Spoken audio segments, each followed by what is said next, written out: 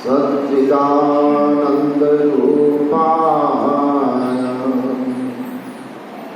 रामाय गुरवे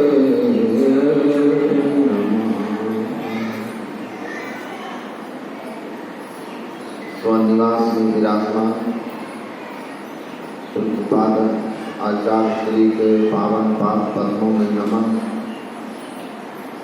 मंचस्थ पूज्य चरण गुरु सेवी स्वामी श्री भगीरथ जी महाराज के पावन पाद पद्मों में नमन। पूज्य चरण स्वामी श्री परमोद जी महाराज एवं समस्त वंदनीय साधु समाज के पावन पाद पद्मों में नमन। परम आदरणीय सत्संग प्रेमी महानुभावों, धर्मानुरागिनी माताओं एवं धर्मशीला पर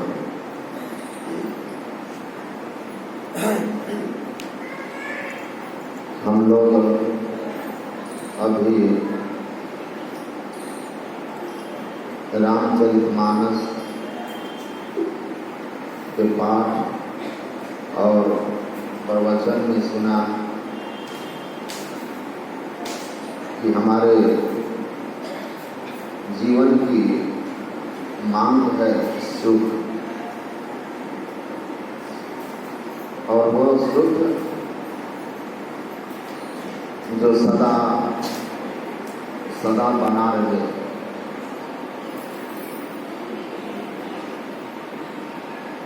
श्रुति पुराण सब ग्रंथ कहानी रघुपति भगत बिना सुख नाही। सुख हम क्यों चाहते हैं?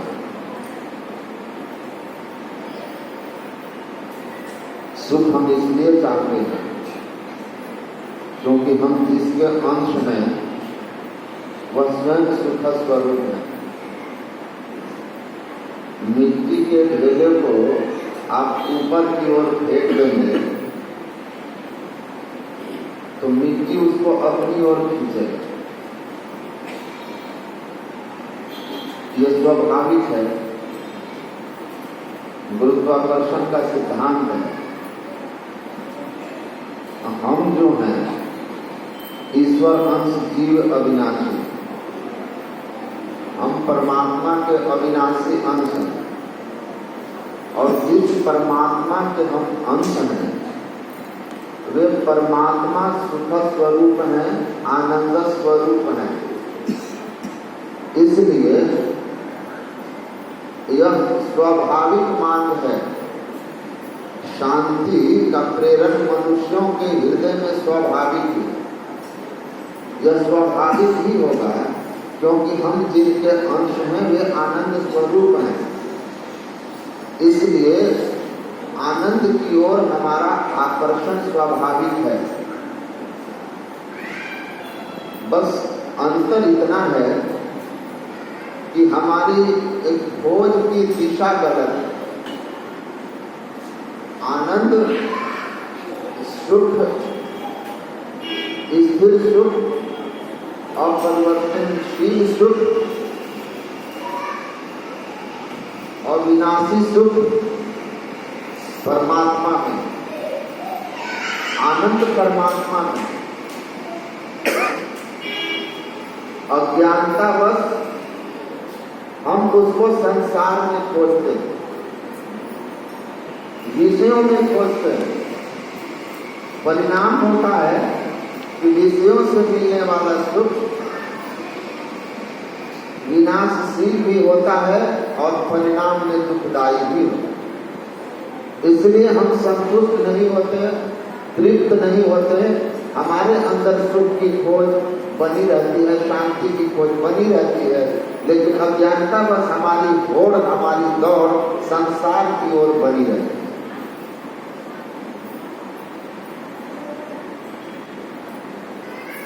ब्रह्मे आनंदम ब्रह्मे कथ्यते। उपनिषद में है कि सच्चा आनंद का स्रोत, आनंद का सागर परमपिता परमात्मा है। इसलिए अपने खोज की दिशा को बदलिए। इसीलिए कहा करिए राम पद पंकज में। जो सुख आप चाहते हैं, जो सुख को चाहे सदा, शरण राम की ले। सदा का सुख, स्थिर सुख राम के शरण में मिले, ईश्वर के शरण में मिले। इसलिए विषयों की ओर न जाकर के ब्रह्म की ओर चले, ईश्वर की ओर चले,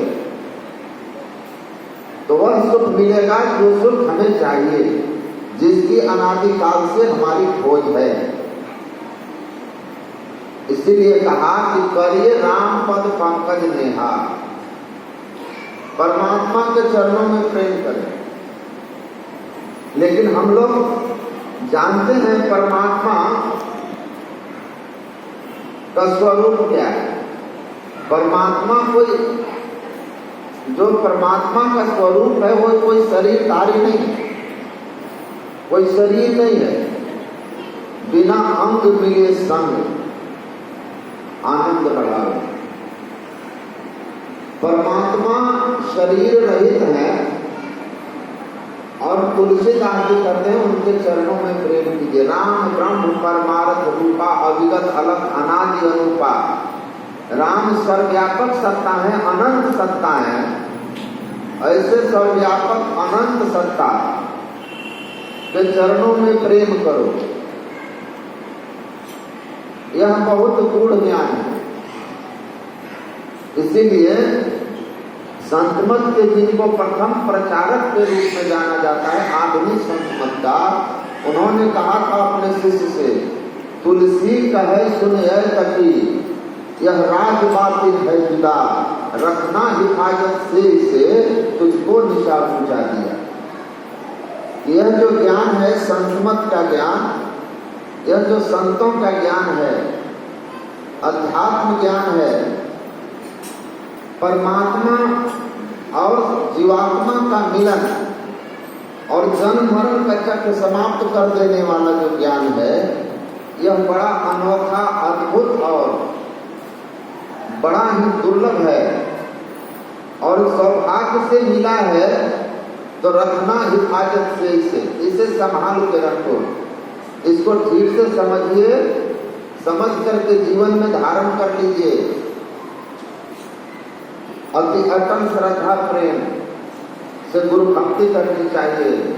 गुरु महाराज के बताए हुए ज्ञान पर अटल रहें, क्योंकि बिना ये जो ज्ञान है इसके संबंध में महापुरुष लोग कहे, ये जो भक्ति है, परमात्मा की भक्ति जिसके बिना सुख नहीं मिलेगा, का ये अद्भुत भक्ति है। बिन रसना होए बंदगी, गरीबदास बिन रसना होए बंदगी, बिन चश्मे दीदार, और बिना श्रवण के धुन सुने निर्मल तत्व निहार। ये भक्ति ऐसी है कि बिन रसना होए बंदगी, बिना जिह्वा के बंदगी होती है। बिन चश्मे दीदार, बिना आंख के दर्शन है। बिन श्रवण के धुन सुने, और बिना कान की ही आप ध्वनि सुनते हैं, निर्मल तत्व निहार। वह जो निर्मल सर्वव्यापी अनंत तत्व है, उसका ज्ञान, उससे मिलन, उसकी पहचान इस तरह की भक्ति से होती है। जब आप ऐसी अवस्था में पहुंचते हैं कि बिन रसना होए बंदगी। गुरु नानक देव जी महाराज कहते हैं, आँखी बाजहु देखना बिन करना सुनना, पैरे बाजहु चलना बिन हत्था करना, जिह्वा बाजहु बोलना यू जीवत मरना, नानक हुक्म पछान के तक असमय मिलना।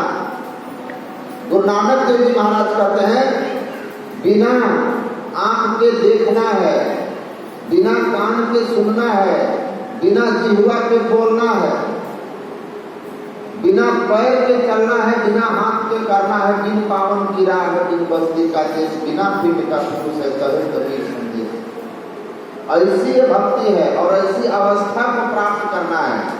ऐसी अवस्था को प्राप्त करने के लिए इंद्रियों से छूटकर कैवल्य दशा में जाना होगा, और उसके लिए आपको भक्ति के ईश्वर के स्वरूप को और भक्ति के स्वरूप को ठीक ठीक समझना होगा। और इसको समझने जो संत होते हैं वही समझा सकते हैं। बिन दया संतन की में ही जानना इस राह को हुआ नहीं, होता नहीं, वह होनहारा है नहीं। इसीलिए गोस्वामी जी कहते हैं कि परमात्मा के चरण में प्रेम करना है तो सबसे पहले संत के चरण में प्रेम कीजिए। सगुण साकार ब्रह्म भव सागर की नाम शुद्ध संतन के चरण, तुलसीदास प्रयास बिनु मिलहि नाम निभरण। संसार सागर को पार ले जाने वाले, भक्ति के सच्चे स्वरूप को बताकर राम के सही चरण से परिचय कराने वाले और राम से परिचय कराने वाले संत होते हैं। कटकट इहू के पार में साईं बस ही अंतरे, जो मिलन को चाहता चटपट से दर्शन संतरे। तो हम लोगों के मंच पर गुरु महाराज की सेवा में रहकर अपने आप को उस अवस्था में पहुंचाए हुए दुर्लभ महापुरुष उपस्थित हैं। हम लोग उन्हीं के मुखारबिंद से सुनेंगे तो ज्यादा लाभ होगा। बोलिए श्री सद्गुरु महाराज की जय।